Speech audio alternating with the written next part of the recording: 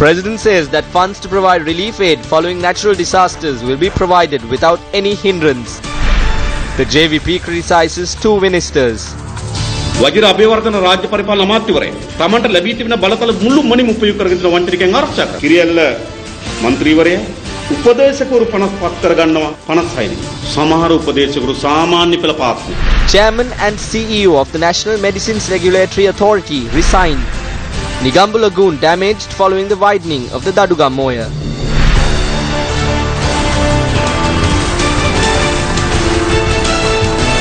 Coming to you live and direct from our Newsfirst studios here in Colombo on TV1 and Shab TV. Good evening. I am Chandran Pathak. This is Primetime News. A very good evening. I'm Mahina Bongzo. Here's a look at your top story tonight.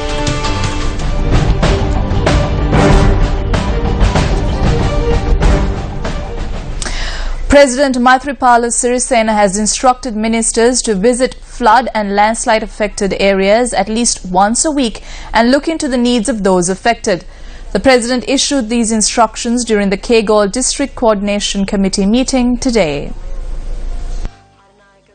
At the meeting held at the Kegol Town Hall under the auspices of the President, the welfare of those affected by the landslides was also looked into. Ministers Sajith Premadasa, Anura Predarshanayapa, Lakshman Kiriyalla and SP Disanayaka as well as state officials were present for the occasion. What is needed right now is to accelerate the welfare and relief of those affected by the weather. The government has no money-related issue in providing funds for this process. We will immediately release the required amount of money without any delay within the confines of the relevant estimates being provided accordingly. We entrust the full responsibility of constructing homes, schools and other essential buildings to the tribe forces, its civil engineers and other construction sectors. So no tender procedure is needed for this purpose. This will be approved via cabinet approval. එවැනි කාර්යයන් අවශ්‍ය වෙන්නේ නැහැ. අපි cabinet මණ්ඩලයේ තීන්දුව අරගෙන ඒවා අනුමත කරනවා. I suggest to you we will have a plan with specific deadlines. We will know when a certain task needs to take place. We will know when a certain task will be over. We cannot let another media bed be created. The people who are affected has not received houses as of yet. Therefore, I suggest to you that we implement this special housing program under a certain deadline for the betterment of all.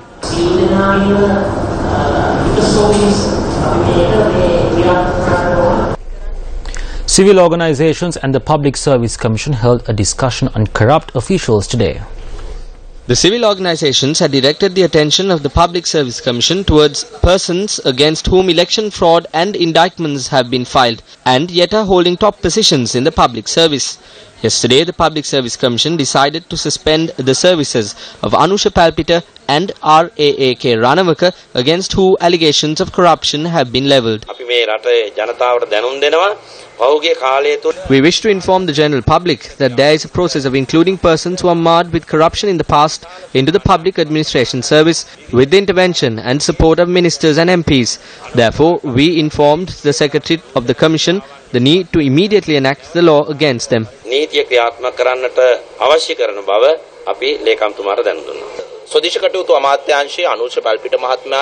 Anusha Palpita, who was attached to the Ministry of Home Affairs, and Damayanti Jayaratna were not vested with the post of Additional Secretary by the Public Services Commission.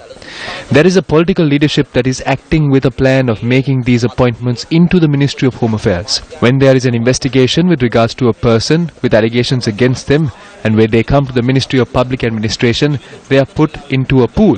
The ministry is engaged in a program to save these corrupt persons. It is clear that a mechanism is in play to employ these corrupt persons through secretaries. A letter said to have been addressed to R. Pasaralingam, the advisor to the Prime Minister, by Minister Vajrabe Wardana, requesting the release of funds to a businessman for a government contract, came under criticism in the past few days. On two separate occasions, the minister made contradicting statements over the letter. I am not aware of what you mentioned, and neither is Paskaralingam. There is something mentioned in newspapers. I have not seen any letter. If there is a letter, please show it to me. On the day that the minister made this challenge to the media, a citizen of this country sent us this letter. Subsequently, the minister made the following statement. The businessman in question came to me and told me that all his assets are to be seized by the state and pleaded for government funds. Therefore, I addressed a letter.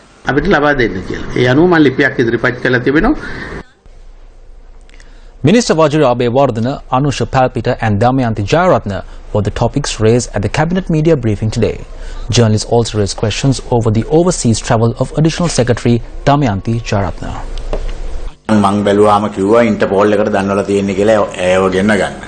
I made an inquiry, Interpol had been notified to bring her back to the country. Action is to be taken. Minister Vajrabe Wardana has granted an appointment at the ministry. She had fled through that. If she was interdicted at that time, and if the Ministry of Public Administration had acted properly, she would not have been able to flee. The issue is, that is where everyone goes to. Public administration and home affairs are together. What is your opinion over the actions of this minister? Minister Gayantha would know better. What does Minister Gayantha have to say about the actions of that minister? We must inquire that from the people. There are such persons even during the revolutions. The agriculture leader who joined the Cuban Revolution in the end became a counter-revolutionary. He was removed and imprisoned. There is no surprise. Is this betraying the struggle? No, the struggle will continue despite what we have to face. There is no need to panic. Our programs will triumph. We have defeated much powerful persons. These persons too will be defeated. Do you agree that counter-revolutionary persons are engaged in these acts? Yes, those against the revolution are counter-revolutionaries. The People's Liberation Front, or the JVP, convened a media briefing today. Vajira Abeywardena රාජ්‍ය පරිපාලන අමාත්‍යවරයා තමන්ට ලැබී තිබෙන බලතල මුළු මනින්ම උපයෝග කරගෙන වංචනිකයන් ආරක්ෂා කරන්න. එවන්ගාඩ් ගනුදෙනු ප්‍රධාන චූදිකා Vajrabe Wardana, the Minister of Public Administration, is using all his power to protect those who are corrupt. Damayanti Jayaratne was the main accused in the avant-garde dealing. She was included in the pool for the Public Administration Service and was appointed as an additional secretary to the Ministry of Public Administration. The secretary had granted the additional secretary leave to fly overseas. After her departure, she is nowhere to be found. Anusha Palpita was also included in the pool for a fraud mounting to 600 million rupees. We have an issue as to why he was not sent behind bars for even one day. Minister Lakshman Kiriyalla has appointed 56 advisors to the Road Development Authority. All 56 are from Kandy because Kiriyalla is from Kandy. They are given a salary, a vehicle and a fuel allowance which is 65,000 rupees a month. Some of them haven't even passed the ordinary level examination. Kiriyalla's advisor appoints 94 coordinating secretaries. How can this be termed as good governance? උපදේශක අපොසස් නේ සාපීපී සම්බන්ධ කර ලේකම්වරුපත් කරගෙන 94 දිනයි. මේවා කොහොමද යහපාලනය වෙන්නේ? Ranjit Madhuma Bandar, the Minister of Public Administration and Management, has called for an immediate probe into the irregularities surrounding the Doppler radar. He made these remarks on the Satna political debate program yesterday on Sirsa TV, where it was also revealed that 320 million rupees had gone to waste due to this project. The previous government took measures to establish a Doppler radar in Sri Lanka in order to accurately predict the weather. It was decided to establish the radar atop the Gongola mountain. However, difficulties in transporting equipment to the said location resulted in the project being abandoned. It was also reported that many of the equipment had been looted. This must be probed. We had to face the current situation because of the failure of implementing these projects. This also needs to be probed by the FCID.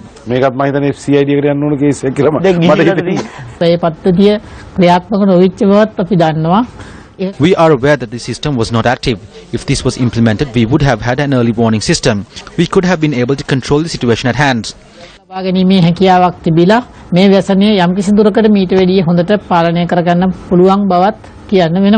There is a right to question as to which political authority is accountable to this, as well as over the use of public funds by individuals. The public have the right to question the government. Therefore, we ask the government to probe this and reveal the truth to the people. 180 million rupees was spent for this. When the road was being made on the mountain, the heavy machines fell into a 100-foot precipice. When attempts were being made to restore it, the Department of Meteorology has said that a better system would suit the needs. Again, measures measures were taken and the cost is now 320 million rupees. But nothing has materialized. We urge the FCID to probe this and punish those involved. I feel that I must make a complaint as a minister. Payments have already been made even before the system was installed. Is there anyone responsible to complain about? I clearly state that the former Minister of Disaster Management must be held accountable for this. Restoration of the priceless Buddha statue that was damaged after it was moved from the museum to Temple Trees has been completed. Director of the National Museum, Sanuja Kasturiarachi, made the announcement today. The priceless Buddha statue, which belongs to the Anuradhapura era, was damaged after it was moved out of the museum despite objections from the authorities. The directors of the National Museum said that the restored statue is being safely stored away. The priceless Buddha statue of over 1,000 years old, which was protected from various invasions, was taken away by force from the museum by a person in robes. Now it is damaged. Do not be surprised if the crown and throne of the last king of Sri Lanka is also taken to Temple Trees. It was made clear that the statue cannot be moved. However, misusing power, they had done it.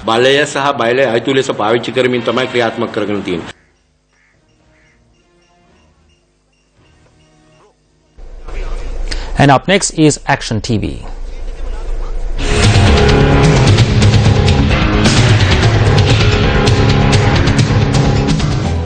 Complaints regarding irregularities in Grade 1 admissions to national schools in the island have been flowing to the Ministry of Education with the release of the final name list of students.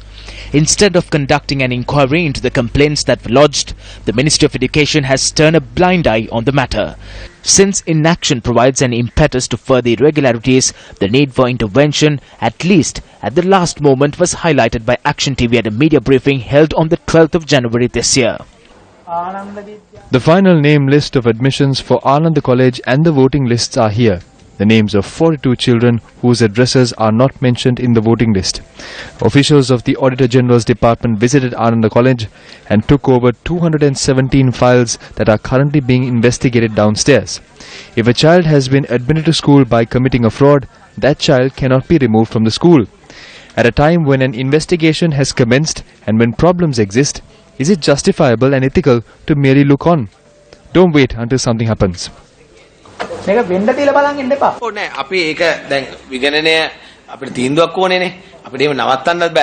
audit is ongoing and a decision has to be made. An investigation is being conducted within a short span of time. What you have pointed out is correct. We accept that this method has been in existence in the school system for a long time. It is of a large scale. What we can do is to discuss the immediate measures that need to be taken. Thereafter, action will be taken against any principal who is held responsible. Despite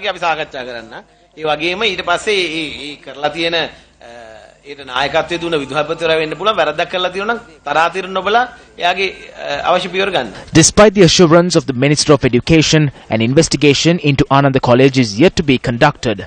However, 3 days prior to the enrolling of students to the school, the Auditor General's Department had undertaken an investigation over the enrolling process and sent an audit investigation report to the Secretary of the Ministry. The Secretary, who is bound to respond to this within 14 days. However, even 114 days have been lapsed and no response in this regard has been given by the Secretary. Therefore, it is quite evident that the Ministry's Secretary too follows the same as the Minister of Education speaks of fraud and committing of malpractices. Hence, according to this audit investigation report, it is evident that the enrolling of students to the Grade 1 is pre-planned and set. Tomorrow on Action TV, we will expose steps taken by the former Deputy Principal of Ananda College to make fraud documentation.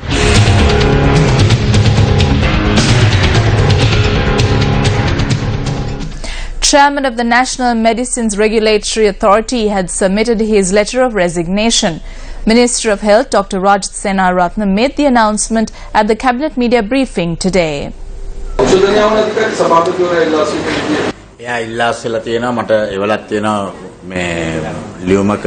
He has resigned and he has addressed his letter of resignation to me, thanking me. He has left for personal reasons. He is a professor and he is intelligent. However, there were issues in the administration. I summoned him on several occasions. There was a less number of registrations as well. Finally, we decided to stop the registration of all new medicines. This needs to be rectified. There was an advisory committee for over a year. They were not aware of this until I pointed it out to them. I need a good administration. The CEO has also resigned. We need to bring down the prices of medicine for the people. හරිද? මූලිකම දේ මට මේ මිනිස්සුන්ට මේ බෙහෙත් ටික අඩු කරලා දෙන්න ඕනනේ. The Sri Lanka Land Reclamation and Development Corporation has decided to probe the manner in which the drainage system in Colombo and its suburbs are blocked. At an event today in Colombo, the current status of the system was discussed. According to data from the Sri Lanka Land Reclamation and Development Corporation, there are 543 families living obstructing the major canals in Colombo. The data notes that 2,327 families are living in a manner obstructing the secondary canals in Kotte, Gotatua and Blumandal. The Sri Lanka Land Reclamation and Development Corporation says that 5,600 families are living illegally while obstructing various canals that start from Abisavela and end in the Kalni River within the Western Province.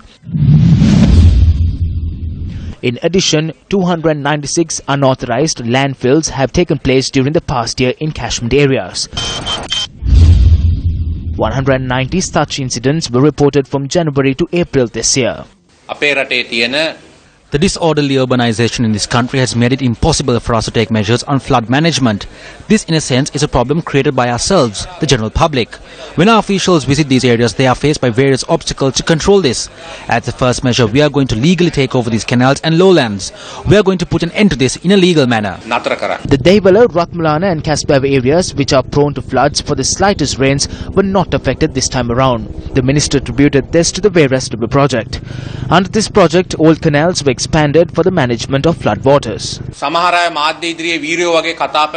Some spoke before the media like heroes, calling this Veerastube project a land theft, that their lands are being stolen.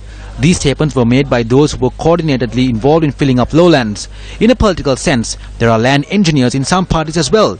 They are the ones who made these statements in Parliament and everywhere else, calling the Veerastube project a disaster. Politicians level death threats using raw profanity. This system should be in place in Colonnava and Colombo. It is the powerful groups and those who are sustained by the money of these powerful groups who are engaged in such illegal constructions. In more local news, the Ministry of Provincial Councils and Local Government today organised a program to remove garbage mounting in the Colonnava Divisional Secretariat. The project by the Ministry of Provincial Councils and Local Government was supported by the Disaster Management Centre, the Civil Security Department and the Sri Lanka Army. Over 500 vehicles from local government bodies from across the island were moved to Colonnava to remove the garbage. Garbage from 35,000 houses under the 38 jurisdictions in Colonnava will be removed.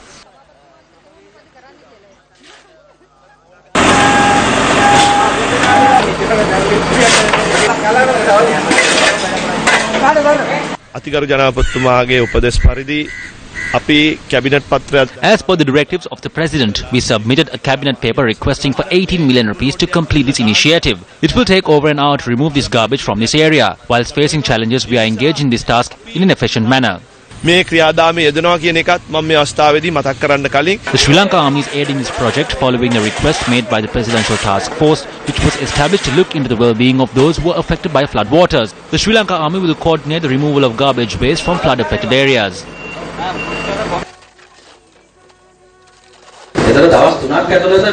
The objective is to completely remove the garbage from the flood-affected areas within 2 to 3 days.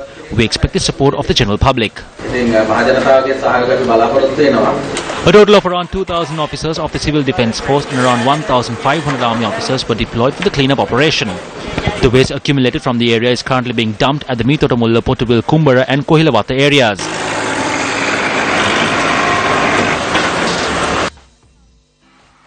Meanwhile, the Sri Lanka Army has requested the public to use alternate roads to avoid traffic congestion caused owing to the deployment of over 500 vehicles for the clean-up operation.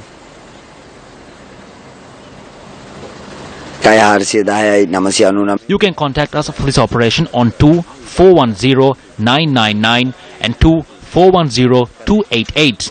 We have set up an operation command at the TB Ilangaratna grounds. 077-345-6947 is the number to contact, or you can contact me personally on 0777 339822. We have introduced a system to collect garbage. If we have missed any garbage, we request the general public to inform us on this. දාලා තියෙන්නේ. නමුත් එහෙම දෙයක් තිබ්බොත් බැරි වෙලා අපේ මගහැරිච්ච දෙයක් තිබ්බොත් ජනතාවට බොහොම ගෞරවයෙන් ඉල්ලනවා අපිට එතන ආරාධනා කරන්න කියලා අපි එන්න. A group of fishermen staged a protest today over the damages caused to the mangrove in the Negombo Lagoon. The fishermen alleged that this damage was caused due to measures taken to widen the Dadogam Oya for the drainage of flood waters. When the Attanagalu Oya overflowed during the recent incessant rains, the flood waters receded via the Dadogam Oya. As a solution to the disaster situation, the Dadogam Oya was widened. Lagoon Fisheries Associations in Negombo say that the project, which was carried out without their knowledge, has harmed the southern part of the lagoon. They have initiated this project by presenting the argument of draining the flood waters. But there are enough and more natural canals for this purpose. It is clear and obvious that there are ulterior motives. If a fisherman cuts down one mangrove tree, he is charged 10 to 15,000 rupees in court. So we ask the authorities, who permitted this? We were able to put a stop to this at least by this much after lodging a complaint with the police. The plan is to cut this canal by around 30 meters. They might as well destroy this with chemicals and let them do whatever they please with this. The funeral of the late M.S.D. Pathirana, a former Director of Education, took place this evening at the Mathura Public Cemetery. A large group of high-profile dignitaries, including the President and Prime Minister, arrived to pay their last respects to M.S.D. Pathirana at his Mathura residence, where his remains were placed.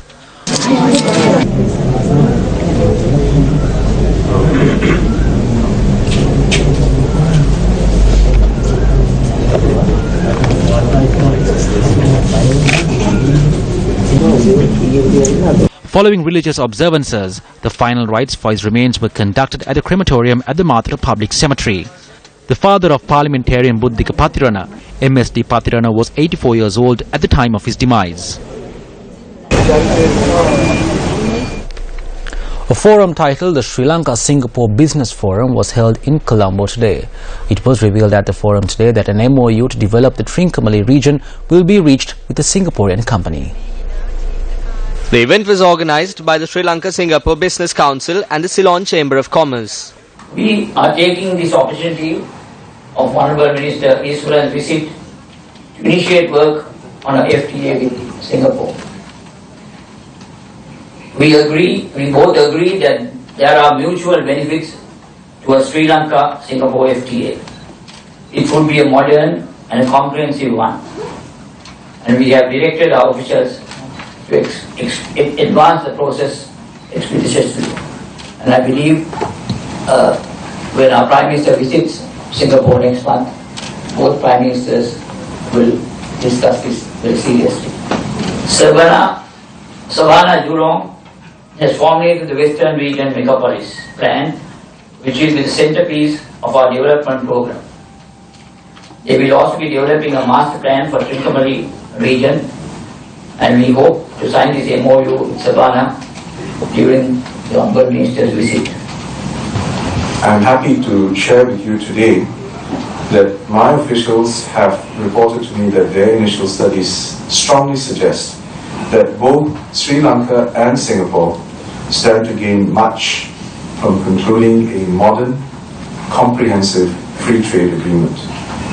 And I have discussed the matter with Minister Malik, and we have agreed to instruct our officials to finalize their studies quickly so that a decision on how to proceed with a Sri Lanka-Singapore free trade agreement can be taken soon, perhaps when Prime Minister Wickremesinghe visits Singapore shortly.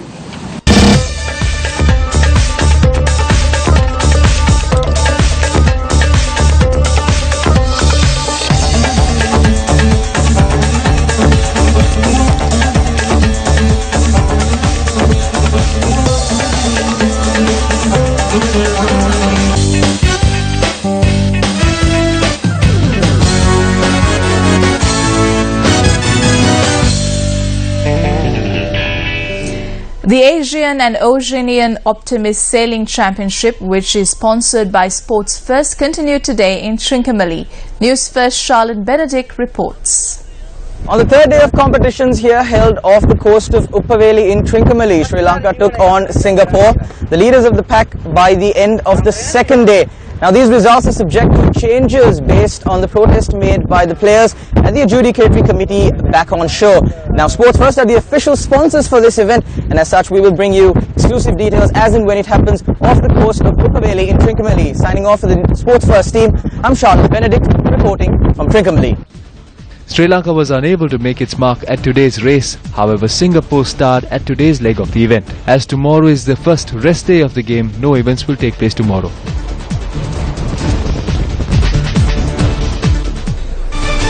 Well, running up a steep hill carrying a large sack of wool may not seem the most relaxing way to spend a holiday afternoon.